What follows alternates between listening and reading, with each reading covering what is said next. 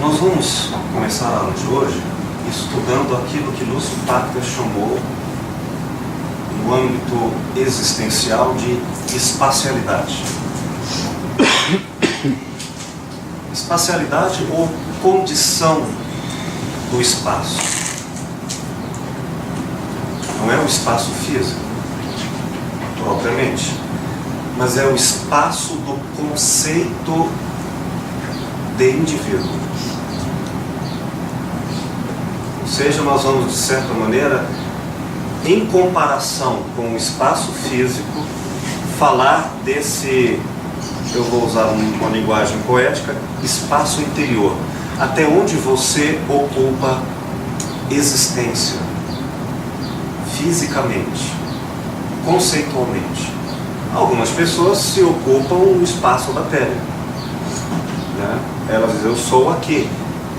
A linha limítrofe da sua identidade é a pele. Outras pessoas se identificam e se até confundem, não no sentido negativo, mas de conversação tão grande de quem elas são com outras pessoas, que elas sentem, pensam, sofrem a outra pessoa como parte dela mesma, como um ser híbrido, né? Em estados de profunda empatia ou antipatia, mas de íntima conversação, de tal maneira que a espacialidade, onde o eu existe, para dizer, numa linha de separação conceitual, até aqui sou eu, até aqui não sou eu, já fica alterado e nem sempre possível de ser tão bem demarcado. Mas também podemos falar em uma forma de acesso à própria existência através de objetos como não pertencentes em graus de composição, mas como simultaneidade, em que eu olho para um livro, por exemplo, e o meu eu inclui esse livro de tal maneira que ao tocar no livro eu posso me sentir tocado. Ao falar bem ou mal do livro, eu me sentir bem ou mal tratado. Ou seja, não é uma composição, mas pode ser eu próprio visto do lado de fora da pele através de um objeto, como um espelho para mim mesmo. Isso também pode ser feito com abstrações. E isso, enfim, onde está o outro, existencialmente, é o tema do início da nossa aula de hoje. Bacana, né? Os exames categoriais.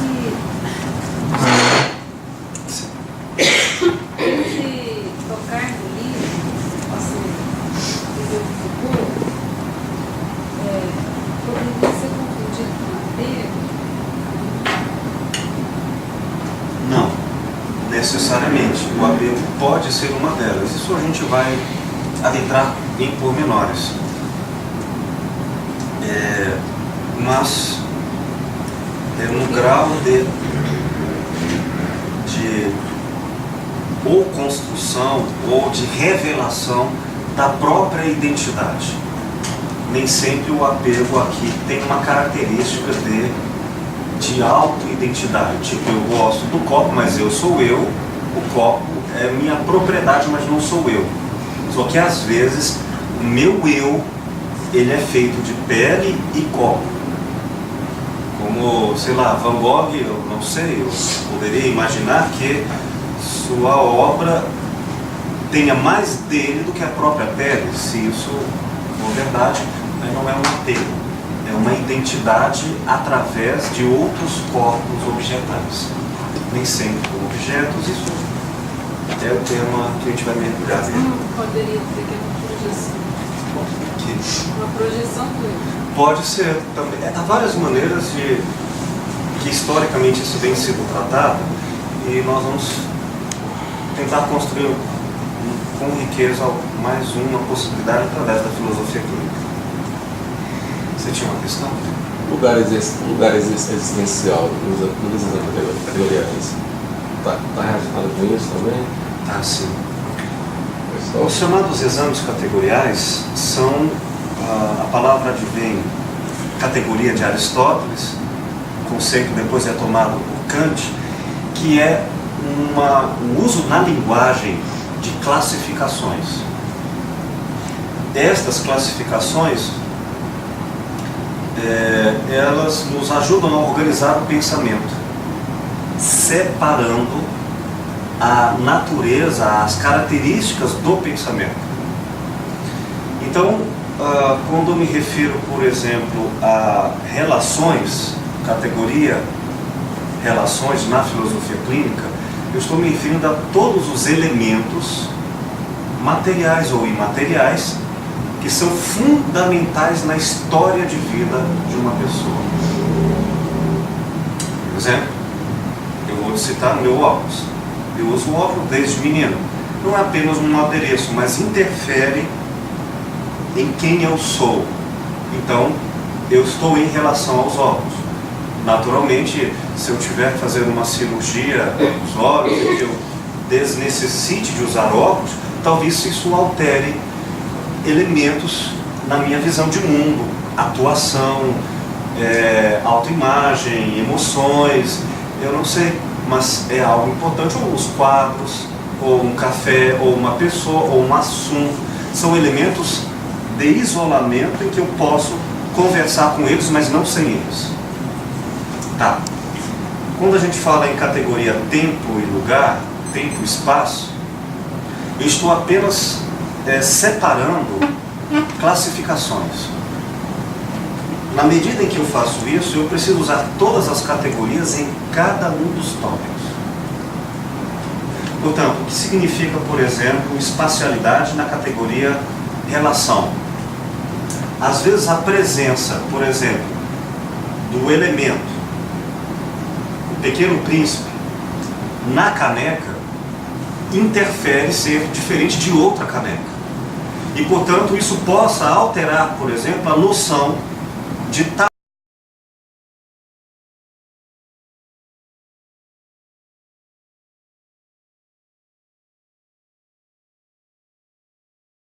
exemplo do que estamos conceitos, mas vamos começar por aí. Quando eu fui à Disney com a minha irmã,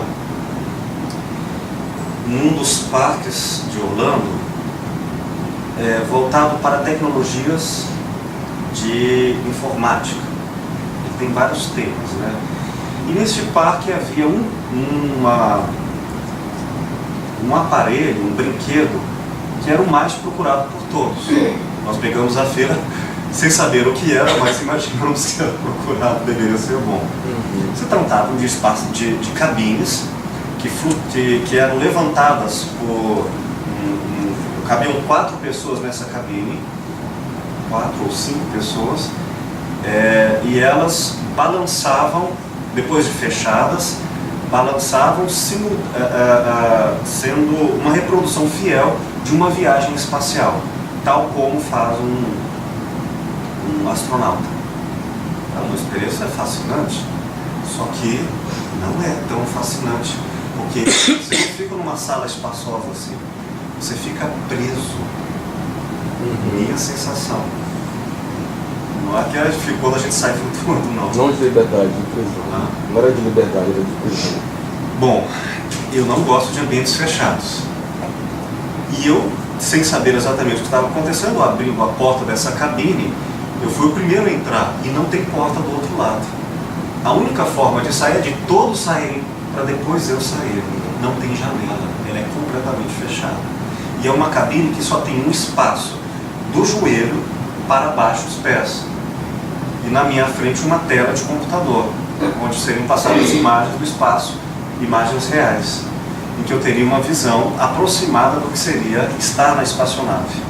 E a espaçonave balançando, flutuando, dando essa sensação de movimento.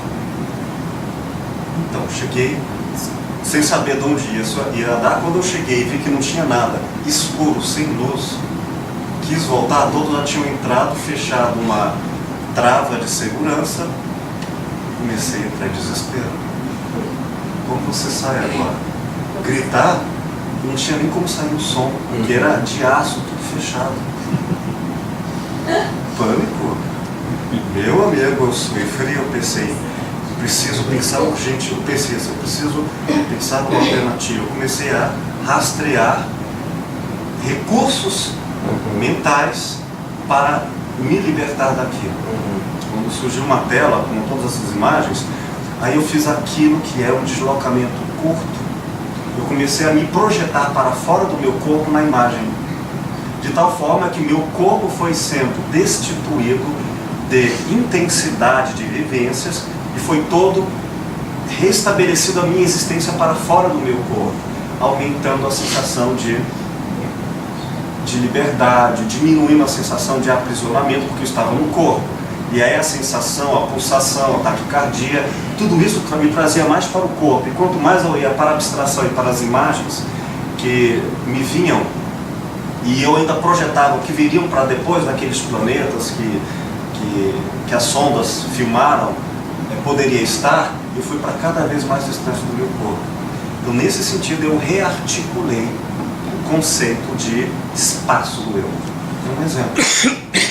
E a gente pode fazer outras coisas, como pessoas que ficam prisioneiras em um espaço físico, precisam aumentar. Outras que não conseguem lidar com um espaço amplo, aí falam, não, mas esse quadrado aqui você está protegido nesse quadrado. São conversações do conceito de existência. Ajudou por enquanto? Mas antes de entrar nisso, eu queria conversar com vocês, sempre retomando um dos conceitos filosóficos essenciais para nós fazermos filosofia clínica, que é o de intencionalidade. O conceito de Franz Brentano, que cria a fenomenologia, e depois Edmund Husserl estabelece toda essa teoria fenomenológica que se espraiou para basicamente todas as psicologias e todos os saberes de interpretação no mundo contemporâneo. Nós já estudamos isso, mas é muito importante. O que é intencionalidade? Não é vontade. Minha intencionalidade, sua intencionalidade. Não é desejo. Intencionalidade é uma categoria de percepção, um modo de entendimento, um aspecto cognitivo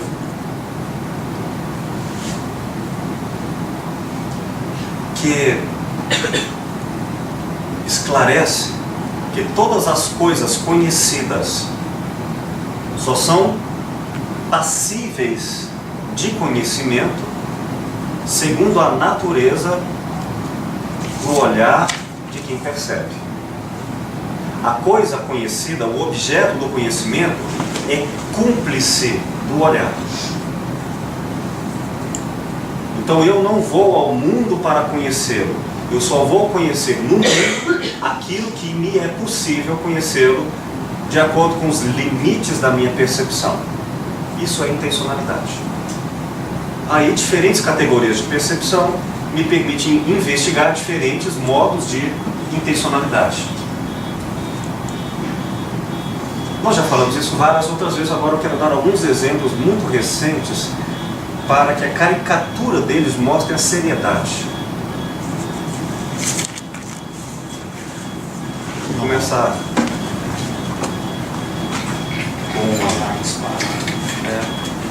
Vou começar com o Pablo, falando uma coisa engraçada que aconteceu agora com o Pablo e outra que aconteceu comigo.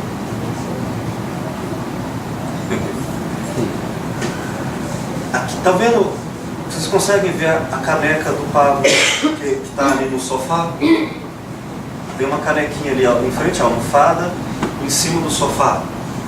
Estão vendo ali? Então, quem pôs aquela caneca foi ele, meu filho. Pôs, voltou, olhou para o sofá e não viu a caneca.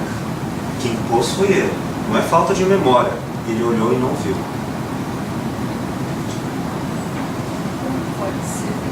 Como é possível, né? Isso que nós vamos entender, porque isso, em se tratando de valores e percepção, é um dado muito importante. Agora, outras coisinhas. que aconteceu? A tampa, ele desatarrachou a tampa da garrafa, a tampa é verde. Colocou a tampa aí em cima da pia, ao lado da garrafa. Olhou, eu perdi a tampa. Estava lá. E ele não viu. Isso vale para não ver coisas que estão presentes e vale para ver coisas que estão presentes. Elas só estão presentes lá fora se estiverem presentes em mim.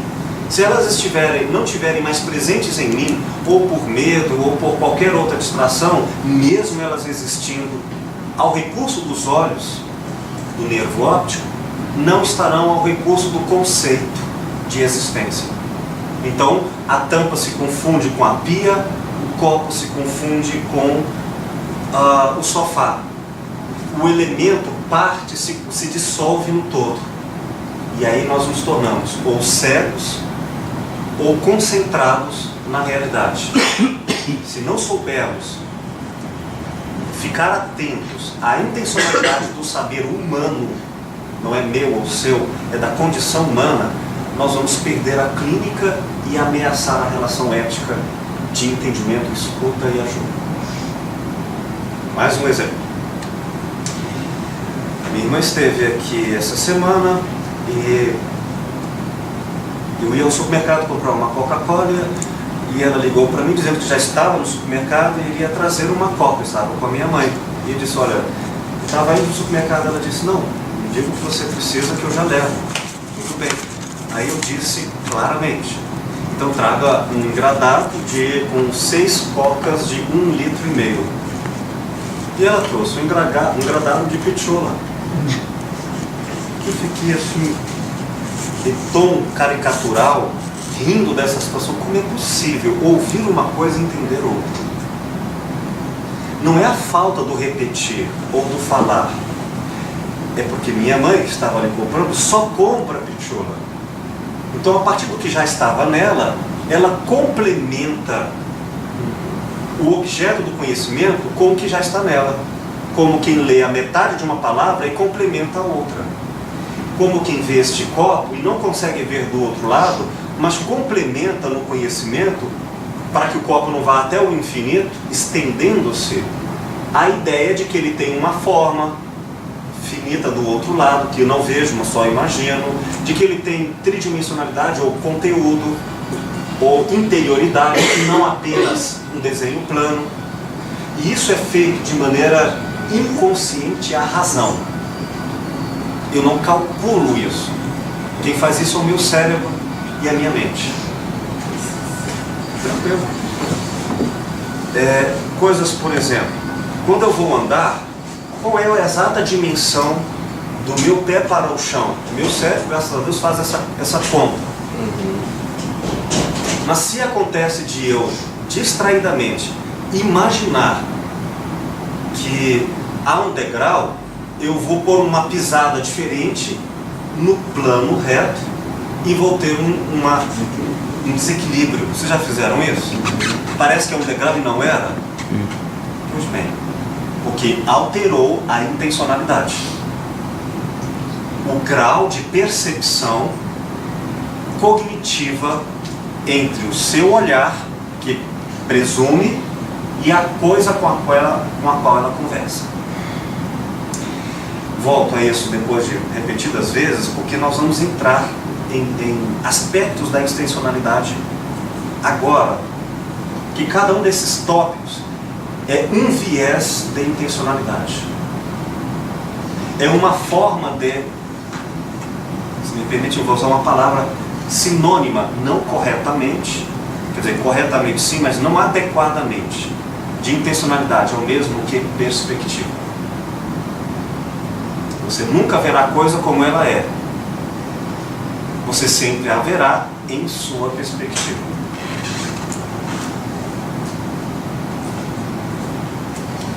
Nunca alguém poderá ver o copo em todos os ângulos de vista ao mesmo tempo. Nunca. A menos que ele seja capaz da onipresença e onisciência. Não sempre possível, Tudo que você vê, mesmo que com objetividade, é perspectiva. Então está limitado ao seu ângulo. Outro vê a mesma coisa e tem outra perspectiva. Se isso vale para objetos físicos, imaginem para conceitos de valor. Se eu posso me confundir imaginando que há um degrau e não sendo, imaginem com relação a ciúmes, dor, amor. Então nossa fala é tão absolutamente construída em intencionalidade que se eu ouvir com ingenuidade, como se não fosse uma perspectiva ou como se as coisas fossem puras em si mesmas, eu perco a leitura filosófica. Tanto se eu ouvir alguém me falar, fulano me roubou. Não é que isso não seja verdade, mas sem dúvida nenhuma que é o olhar dela. E que eu não posso dizer, como, esquecendo disso, indo diretamente ao roubou, como se existisse um roubar sem perspectiva. Tudo agora é perspectiva. Questões? Até agora? Exemplo. Cada um tem a medida de si mesmo. Esse é um dos postulados da filosofia clínica que Lúcio Paca recupera de Schopenhauer, que por sua vez recupera de Protágoras, para dizer na sua obra O Mundo como Vontade e Representação, que o mundo, sem dúvida, é maior do que os nossos olhos conseguem ver, mas eu nunca os verei sem os meus olhos. Então, tudo que há no mundo é minha representação dele. Kant já mostrou isso claramente. Só que aí, nós vamos separar dois tipos de intencionalidade.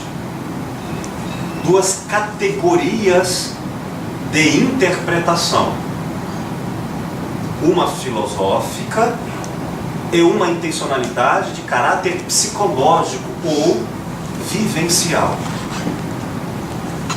Nos importa, primariamente por ordem, na filosofia clínica, de entender a intencionalidade em seu caráter epistemológico ou filosófico.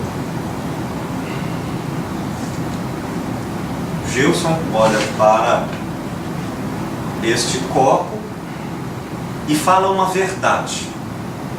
Verdade que, portanto, está comprometida com o olhar dele. Mas não que ele não enxergue as coisas como elas são. Só que ele vai enxergar o alcance dele. E usa a categoria de conhecimento, de cognição, de intencionalidade, tópico 4 na estrutura de pensamento da filosofia de Lúcio Paca, emoção. Então ele vai ver o copo e dizer com emoção: o copo é bonito, o copo me faz feliz. De fato é uma realidade, tanto que na presença do copo ele fica feliz. Só que ele não está acessando o copo com a intencionalidade, por exemplo, do prejuízo, que é um valor de verdade que não significa emoção. Do tipo, pertence à imagem do Pequeno Príncipe e é uma obra erudita. Então este é um copo que representa os eruditos. Esse é um copo de um erudito. Não é uma emoção. Ambos veem, um vê com emoção, o outro vê com um julgamento de valor. Entenderam? Isso vai depender da pessoa, né? Sim. A emoção, vamos pegar só a categoria 4, emoção. Eu identifico que não é valor, que ao contrário não, que é emoção. Isso é o quê?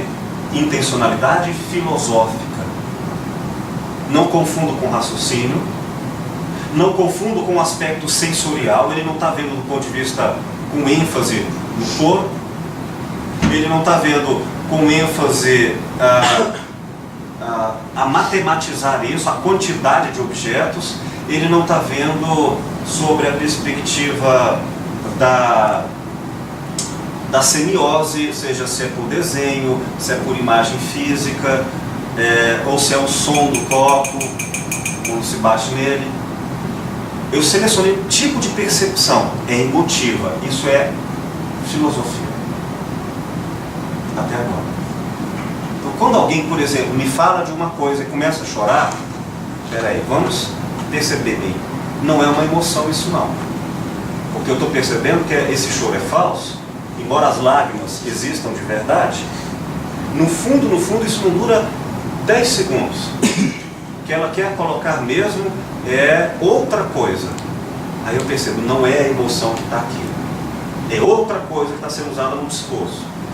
Fiz uma análise filosófica do tipo de percepção que a pessoa está usando. Agora vamos à análise psicológica. A emoção dele é uma, a sua emoção é outra.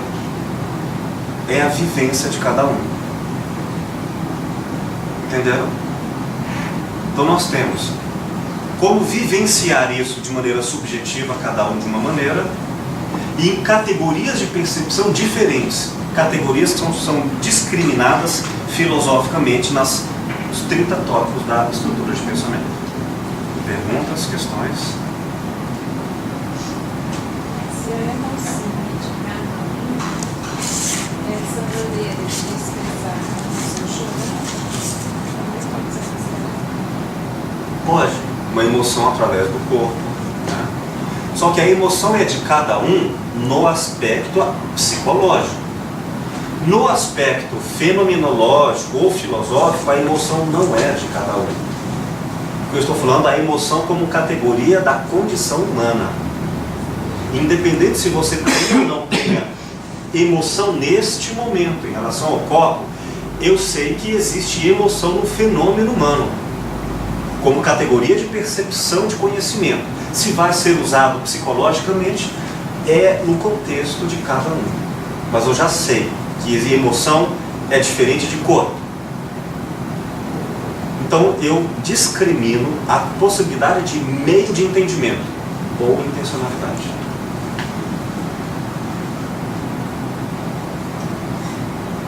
Então provavelmente quando o Pablo olhou para o copo e não viu alguma vivência pessoal dele, entrou em jogo como prioridade a que estava antes, quando deixou o copo, e essa vivência tomou lugar na intencionalidade dele, e mesmo estando na frente, o conceito de copo desaparece. Ele já não vê o copo, ele vai ver aquilo que estava dentro dele, seja uma emoção, seja um outro pensamento, mas não vê aquilo.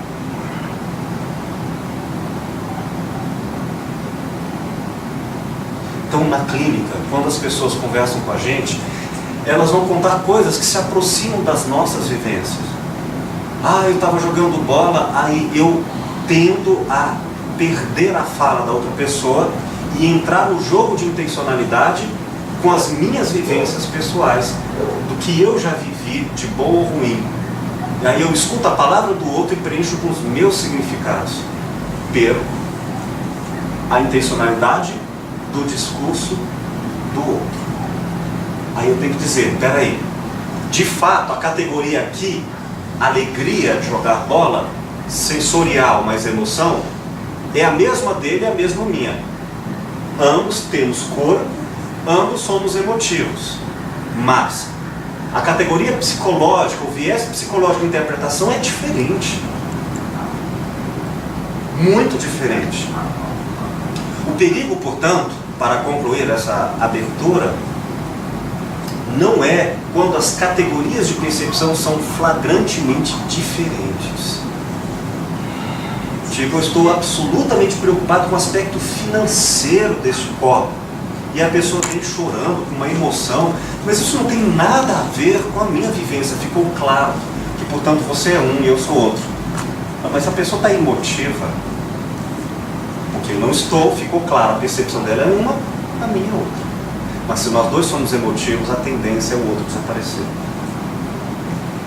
Por isso, mantenho a emoção, categoria filosófica de entendimento, e me afasto da vivência psicológica. Não, a dela é uma forma, a minha é outra.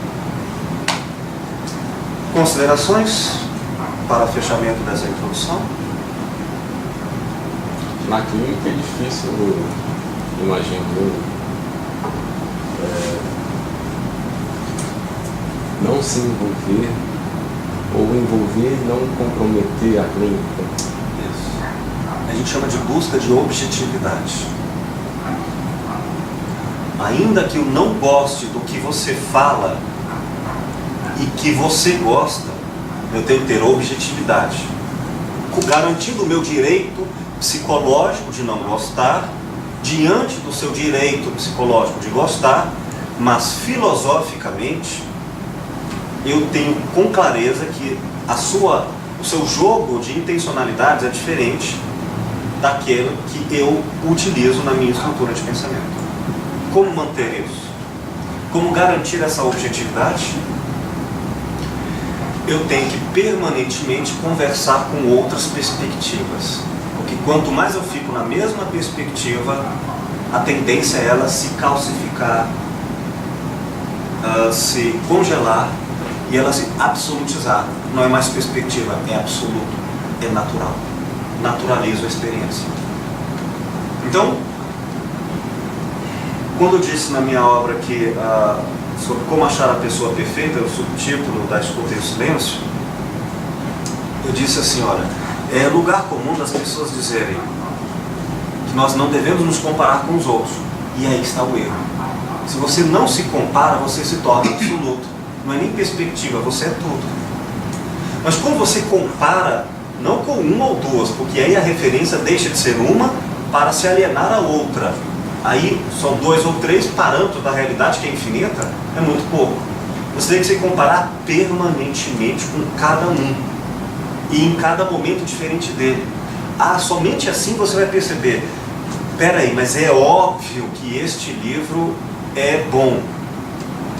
Poucas referências vão confirmar de que ele em si mesmo é bom, mas se eu continuar a pesquisa eu vou perceber a única verdade possível, fenomenológica. Ele é bom para mim. Se eu não comparar com os outros, eu abandonarei a perspectiva. Em termos políticos, isso é democracia.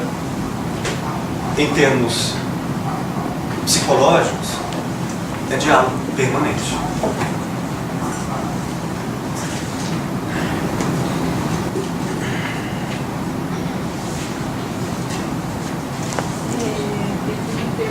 Sim. Eu até escrevi que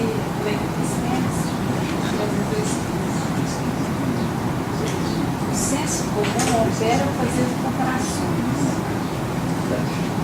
Enquanto o termo comparante sobrevaloriza a si mesmo por se julgar o detentor de uma verdade absoluta, o termo comparado é automaticamente rebaixado e discriminado.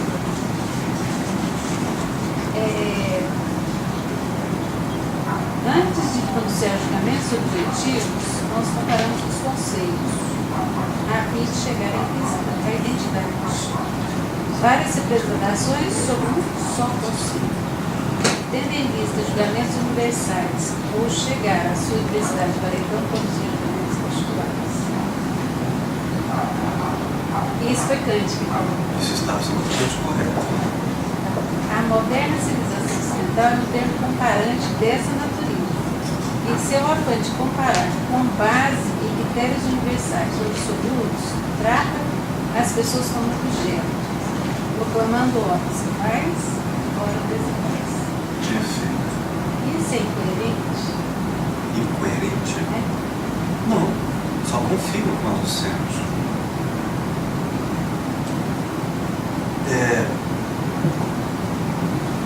Quando eu me comparo com os outros, e os outros como objetos que reforçam a minha comparação, o outro não é visto.